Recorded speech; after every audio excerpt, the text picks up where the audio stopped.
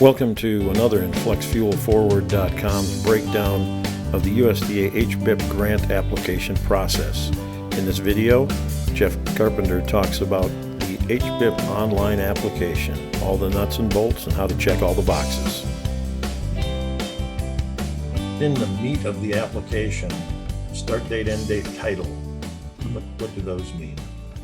So, the start and end date are going to be the projected dates of your project. So, when you anticipate to start, when you anticipate that project to be done. The title is going to be that, brief descriptive title, kind of saying what the project is, how many dispensers you're installing, storage tanks you're installing, locations, how many states it's in.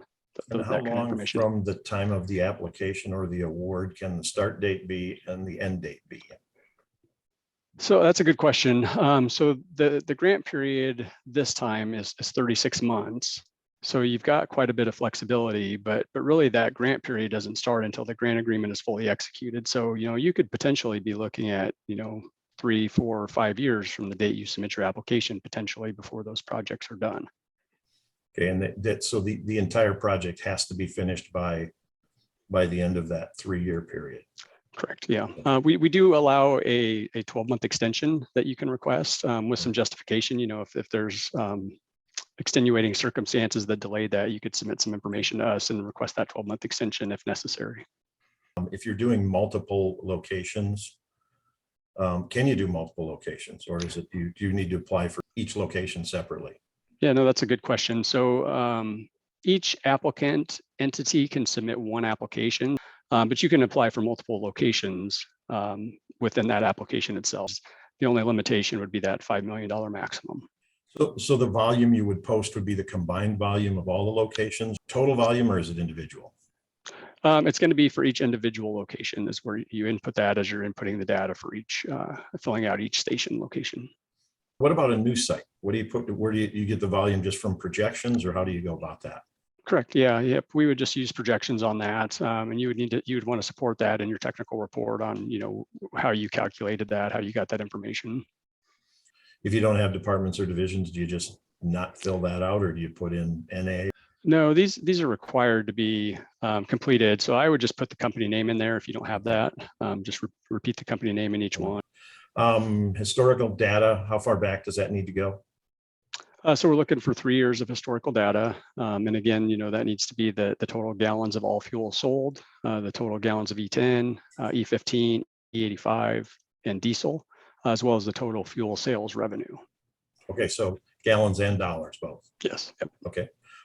Existing infrastructure. What do they need to include? What do they not need to include? Buildings. What all do they need to put in there? Yeah. So we're looking for the infrastructure related to the fueling system itself. So the total number of fuel dispensers and positions, and then the number of proposed Hbiip positions. So for existing locations, this is going to be the E85 and B20 positions broken out of that.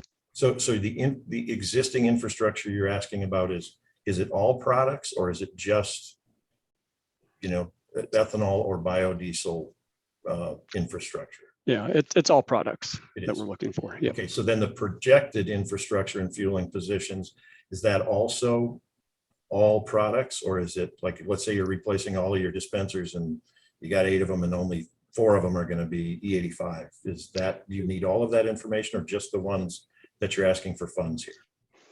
So we're going to look for the total number of dispensers installed, and then we're going to need to know the number of E15, E85, and B20 fueling positions specifically. Okay. Projected fuel data. That's is there a standard for that, or is it just basically whatever? And you obviously, if you're a station and you're changing your equipment or you're putting in something new, you're going to have a projection of what it's going to do, or you probably wouldn't do it. So right. Whatever projection I'm using to decide that I wanted to do this equipment will work for you. Yeah, for the most part, we're looking for for all gallons that will be pushed through the location, E10 specifically, and then the sales revenue that's projected. So when you said E10 specifically, that's going to be going through there. Okay. So all my volume would apply there. Whether I'm putting in E85 or biodiesel or whatever it is, if I'm back to sort of the thing that you talked about at the very beginning, total gallons, You're talking total gallons of all fuels. Correct. Okay. Thanks, Jeff. Reminder, the application period closes November 21st at 4:30 p.m. Eastern Standard Time. If you need more information, go to rd.usda.gov/hbip or flexfuelforward.com. Our Twitter handle is @flexfuelforward. Follow that for updates. And as always, if you have any questions, feel free to email me on the address shown here.